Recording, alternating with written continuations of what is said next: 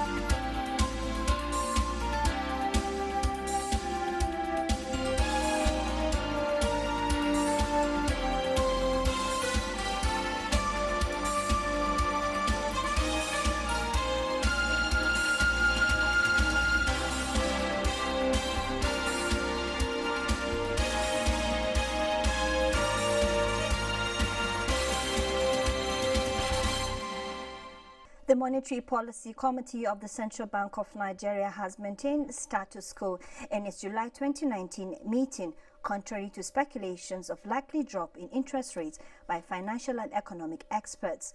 Moplang Dakok reports. There was the notion in the Nigerian financial and economic circle that the MPC will reduce the interest rates from 13.50% to encourage banks to lend. But the meeting maintained the benchmark. The asymmetric corridor was also retained at plus 200 basis points and minus 500 basis points around the MPR. Cash reserve ratio CRR retained at 22.50%, while the liquidity ratio remains at 30%. The committee says it maintained the status quo in view of the global economic growth and Nigeria's inflation figure, which is still at 11.22%. That while loosening could increase money supply, stimulate aggregate demand, and strengthen domestic production, the economy could be awash with excess liquidity, especially if loosening drives growth in consumer credit without commensurate adjustment in aggregate output. The MPC had reduced the monetary policy rate MPR in March by 50 points to 13.50% from 14%. Meanwhile, the Central Bank of Nigeria also revealed that the federal government intends to ban the importation of milk into the country, as government can no longer continue to lose about $1.5 million to the importation. Thank you, Moplang. And still from the MPC meeting, the Central Bank of Nigeria stated its resolve to restrict banks from accessing treasury bills in order to make them lend to the private sector. Governor of the Apex Bank, Godwin Emefiele, said this was in order to stimulate economic growth. We all must work together as Nigerians to do everything that is possible to grow this economy. And the central bank, in conjunction with the deposit money banks who are at the monetary side of policy in this country, must be seen to play this role. The Central Bank of Nigeria, CBN, has confirmed the leasing of 3 new banks. The Apex Bank's website shows that Titan Trust Bank Limited and Globus Bank Limited have been added to the list of deposit money banks. The list also indicates that the regulator has issued a non-interest banking license with regional authorization to Taj Bank Limited. With the latest information, the commercial banks operating in the country are now 23 from the initial 21. Meanwhile, World Economic Outlook of the International Monetary Fund (IMF) has raised Nigeria's growth for 2019 financial year. It projects that Nigeria's economy is expected to experience a growth rate of 2.3%. The financial institution in its July update raised growth rate by 0.3%. The fund in its January report had revised the country's gross domestic product projection down 2% from 2.3%, projected in October of 2018. On a global outlook, the IMF revised downward its projection of 2.3% in 2019 and 3.5% in 2020. Bureau of Public Procurement has been directed to ensure that all uniformed institutions of federal government patronize locally produced garments as deliberate attempt towards revitalizing the nation's textile industry. President Muhammadu Buhari said his administration will not allow the country to continue exporting jobs at the expense of its citizens. Adamu Sambu has details.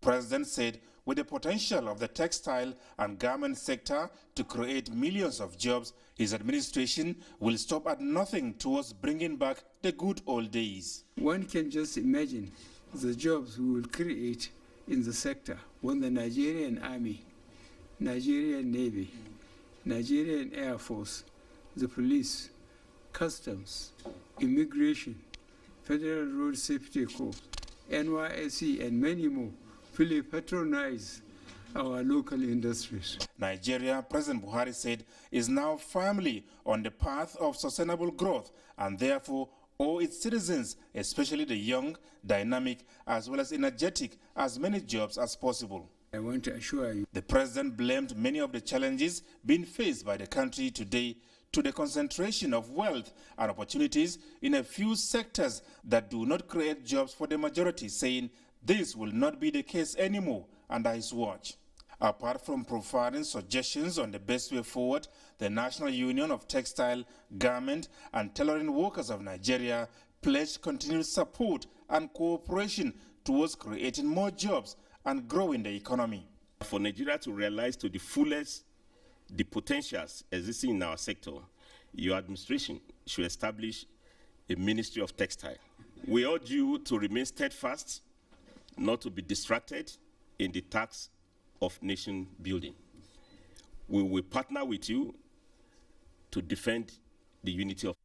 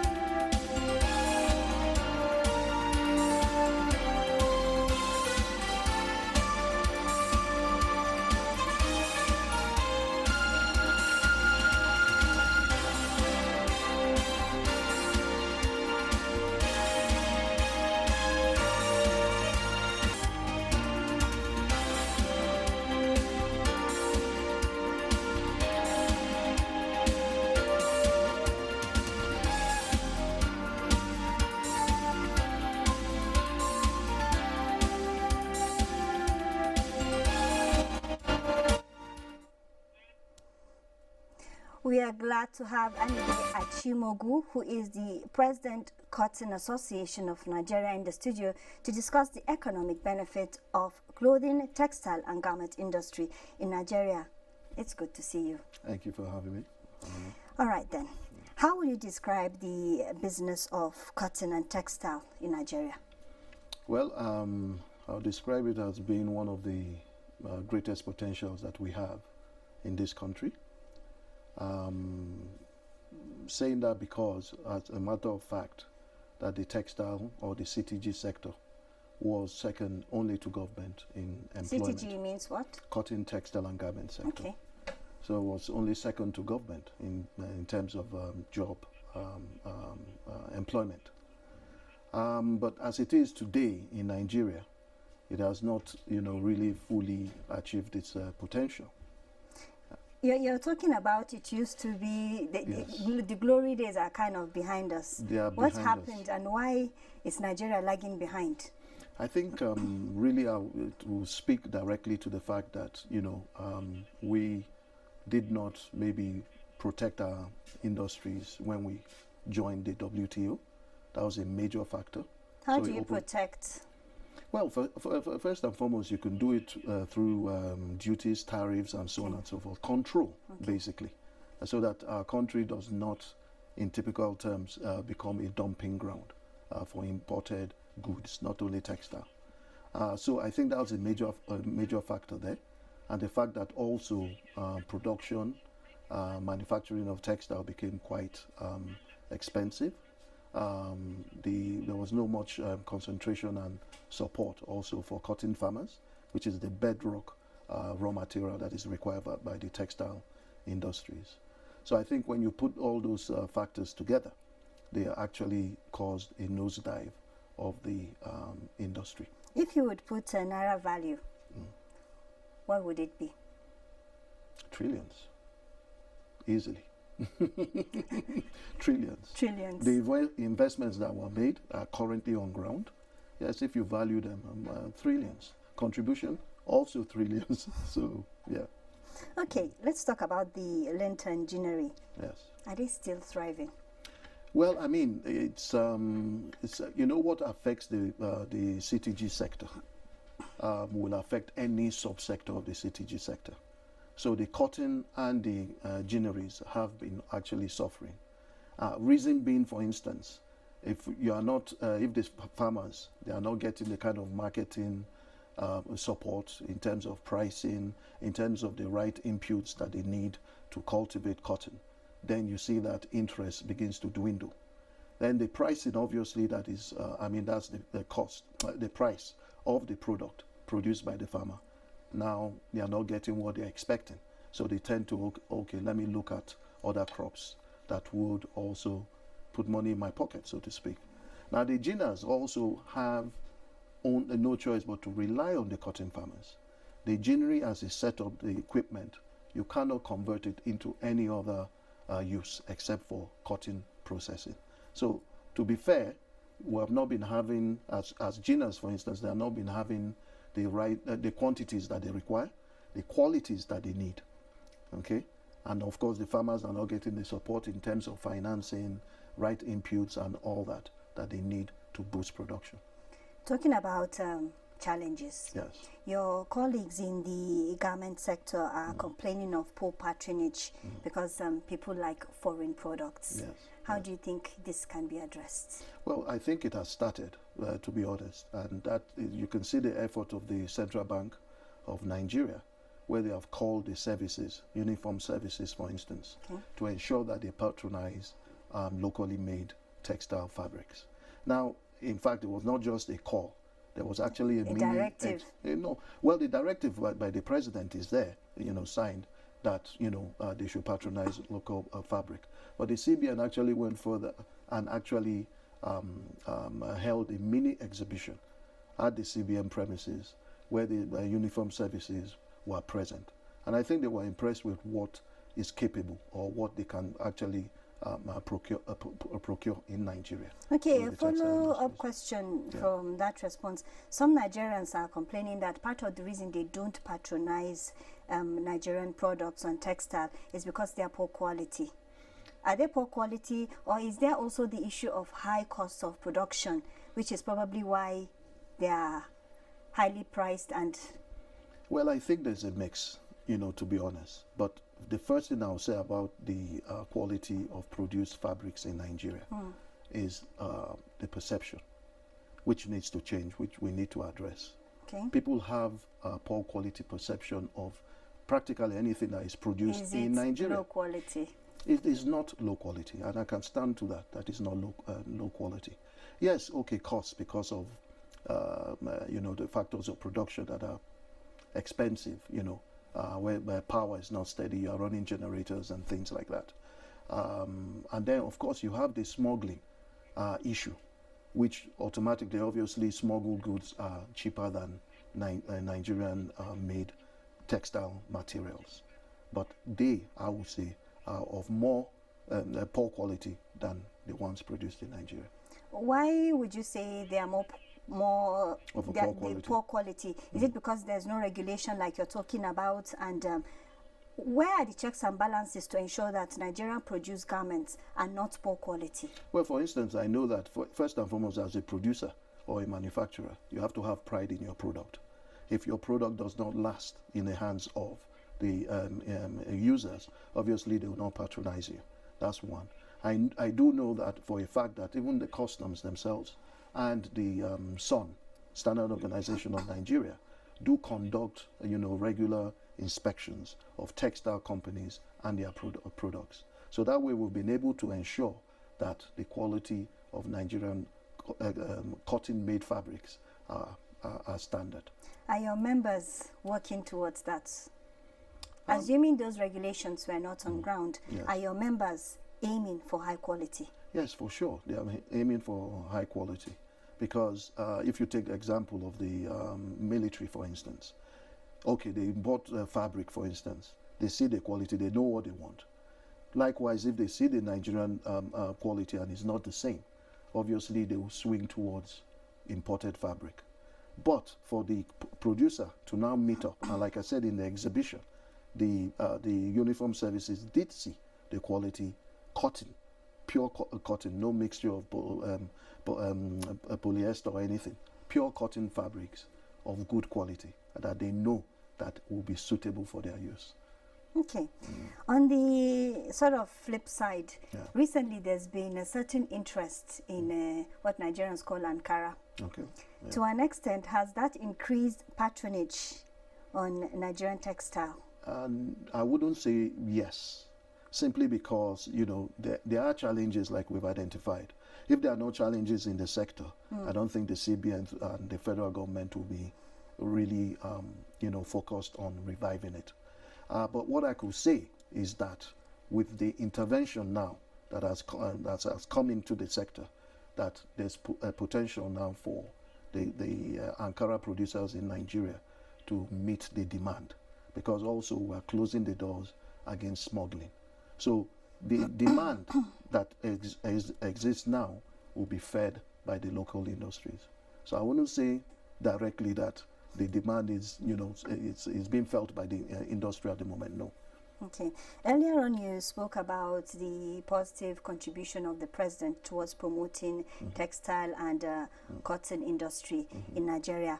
Where do you see this taking the sector? Well, I can speak to, what the central bank is doing. First and foremost, the intervention in cotton production has kicked off. We're in the middle of the season as we speak. The intervention has reached 151,000 farmers so far. Right inputs, the right quantities that's recommended for planting 1 hectare, that has now gotten to them. Likewise, the GINAs have, I think so far about 12 GINAs have been identified. Intervention is going in there to handle their challenges, to address their challenges, so that they will be able to offtake the cotton that is produced by the cotton farmers. Likewise, textile, the same thing. So it's a holistic intervention ecosystem where you intervene in one subsector to support the other subsector. So I think, yes, that this the approach is sane, and by the end of this year, the target is to have 20 textile companies revived and active, producing and so on. So we will feel certainly will feel the impact this year. No, we're going to keep a close eye on developments in the sector. Yeah. We have been talking to Anebe Achimogu. He is the President, National Cotton Association of Nigeria. It was indeed a pleasure talking to you. Thank you very much. Thank you for having me. Now moving on the global market, technology shares fell as US finally admits it is investigating a big firm for antitrust. Bosede Abel has a summary of how stocks are performing. On the global scene, investors are looking at data and corporate earnings. In early trading for 24th July 2019, European stocks slipped into negative territory as market participants digested a fresh round of corporate earnings while bracing for a dovish outcome from the European Central Bank's upcoming monetary policy meeting. U.S. stock index futures were lower as investors kept a close eye on the U.S.-China trade links and monitored corporate earnings. Dow futures were down by 49 points, suggesting an implied open of around 58 points lower. Futures on the S&P 500 and Nasdaq were also marginally lower. Stocks in Asia were mostly higher following developments on the U.S.-China trade front. Shanghai Composites adding 0.8% to 2,923.28. Hang Seng Index added 0.2% as of its final hour of trading. And Nikkei in Japan closed 0.41% higher at 21,709.57. While in Africa, most stocks were negative, with the exception of Ghana's GSE Composite, which appreciated 0.23%. The Nigerian National Petroleum Corporation, NNPC, and the Kingdom of Morocco have pledged to deliver on the gas pipeline bilateral agreement between Nigeria and the North African nation in record time. This was made known by the Group Managing Director of the corporation, Mele Kyari, when he received the Moroccan ambassador to Nigeria. The agreement includes a pipeline cooperation agreement for the Nigeria-Morocco gas pipeline, an MOU to develop a chemical plant in Nigeria for production of ammonia and its derivatives, and an agricultural cooperation agreement on vocational training and technical supervision. We have billions of gas resources that are not tapped today, and the crux of our understanding with the Republic of Morocco is to put those gas into utilization. And by doing that, Your Excellency, we are creating a corridor of economic activity. The PCA will particularly facilitate the establishment of a gas pipeline to supply feedstock gas from Nigeria to Morocco across the West African sub-region and all the way to Europe. Markets in Kano are flooded with food items which force prices down of commodities. Yahanasu Hassan Barrow reports that the new farm produce are yet to be harvested, but supply is high. The Wano market is one of the major grains market in Africa and is booming as prices of food items have crashed even before the harvest of new farm produce. Every day is a market day here. The Wano market started as a market for major food crops, but it has now metamorphosed to a supplier of many cash crops for export. Prices of food items, for instance, a bag of beans which was sold at 14,000 naira is now 12,500. Price of millet has slightly dropped from 10,000 naira to 9,000 naira. Guinea corn is now 7,000 per bag as against 8,000 naira a few months ago, while groundnut, which was 20,000 per bag, is now sold at 17,000 naira. There is a sharp decline in prices, largely due to law of demand and supply, with the supply higher than the demand, which forced down prices of food items. Before it did cost, but nowadays it don't dey cheap now. They don't come down, the price it don't come down well. I'm may come down small, kuma. But this did not deter Jennifer Lemgang, a farmer from Benue State, who brought her groundnut for sale at the Wano market. The price they somehow, even my money says, no come back, my money sure. This is a clear indication that self-sufficiency in food production is becoming real, as the country is producing enough for local consumption and export, which makes the food more affordable. Preliminary investigations have indicated that there are new entrants into the farming business at various categories. We have new entrants, large-scale farmers, medium-scale farmers, and small-scale farmers. Time now for a look at commodity prices on the domestic and global market.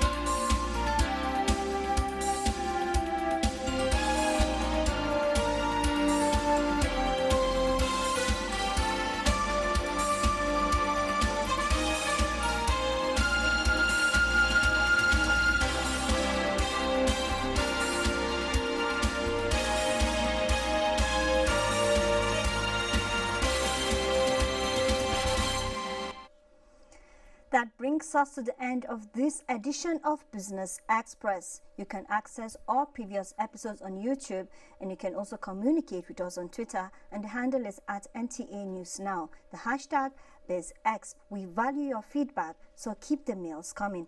Join us again on Friday. I am Amina Nushain.